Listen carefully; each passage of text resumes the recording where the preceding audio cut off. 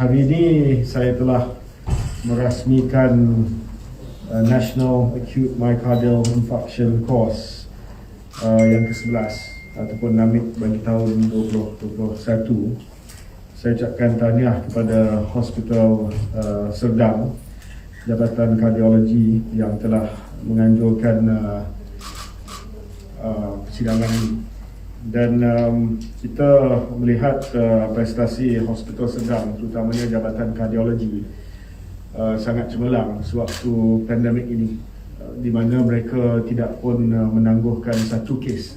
Semua berjalan seperti biasa, dan ini adalah satu pengiktirafan pada kepimpinan Hospital Sidang, terutamanya Jabatan Kardiologi, dan juga semua pakar perunding yang ada di sana yang telah dengan berani dan dengan inovatif, dengan beberapa inovasi telah memastikan semua prosedur dapat dijalankan dengan selamat walaupun terhadap pesakit yang mengidap COVID-19. Jadi saya ucapkan tahniah kepada Hospital Sidang. Hari ini juga saya telah memaklumkan bahawa saya ingin mencadangkan supaya diwajibkan kepada bangunan-bangunan tertentu untuk disediakan AED, Automated External Defibrillator.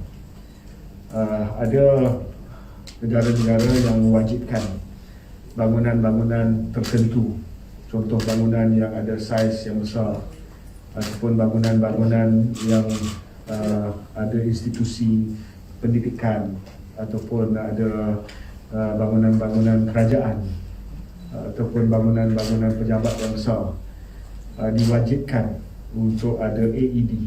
Ini adalah kerana 50% daripada kematian disebabkan penyakit jantung adalah di luar hospital.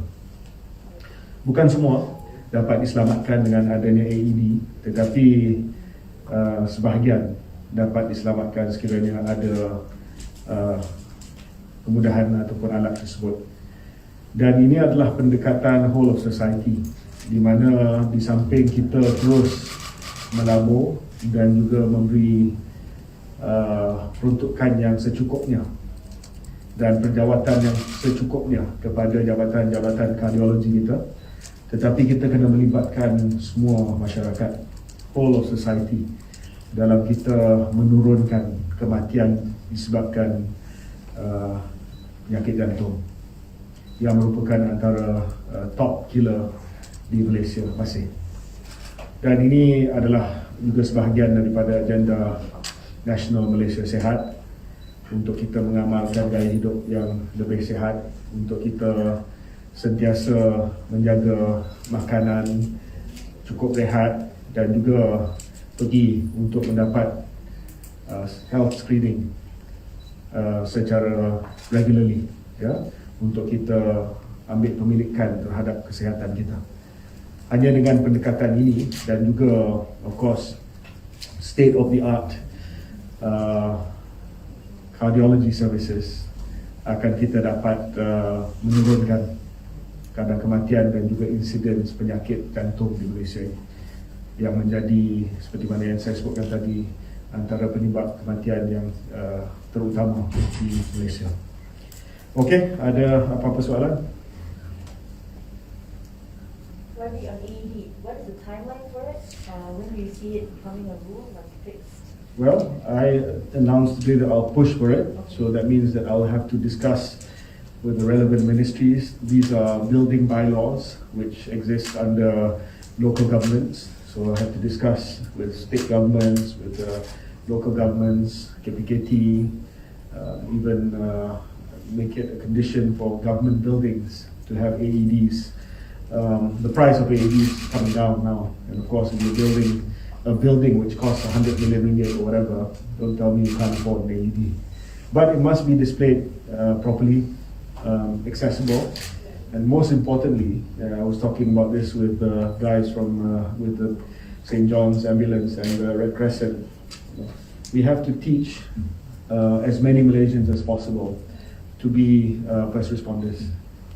Anybody will have access to easy tutorial on how to use an AED, just in case there's no medical personnel around, so that we can make this into a national movement where we teach ordinary Malaysians how to save a life in these situations. And we've had so many cases where people have had heart attacks and they're not brought to hospital in time.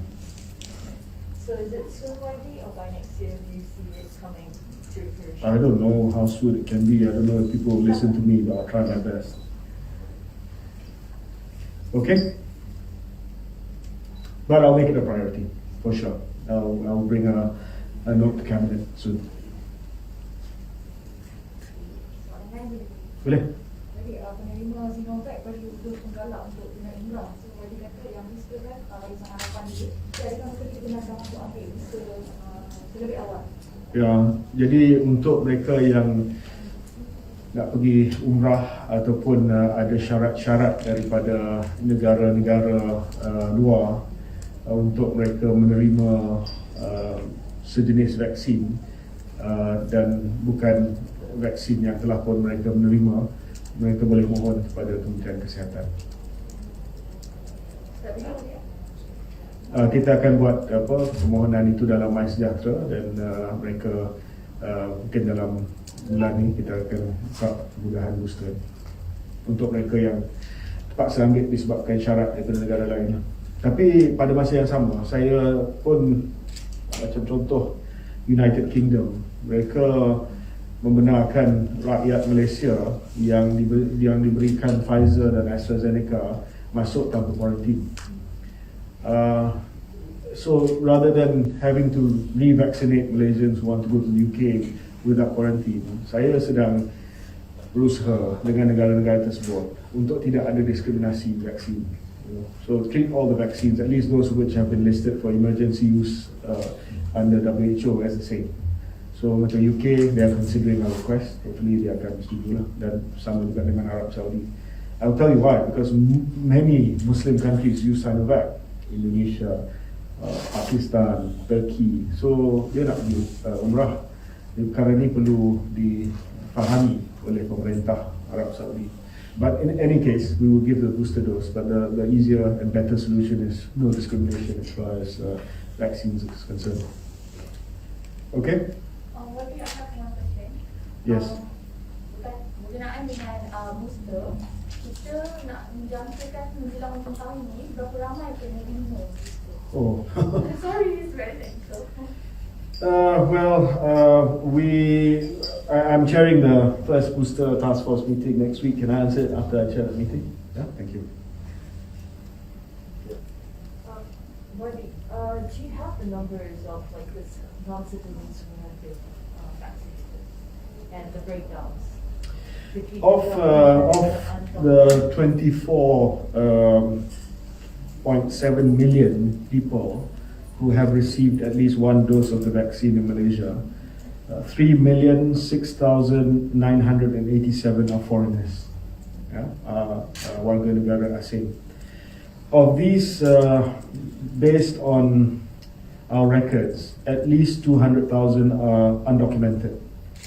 But it's difficult to say for certain that they are undocumented because this number comes from the people who we had to generate IDs because they came to the PPVs without any ID.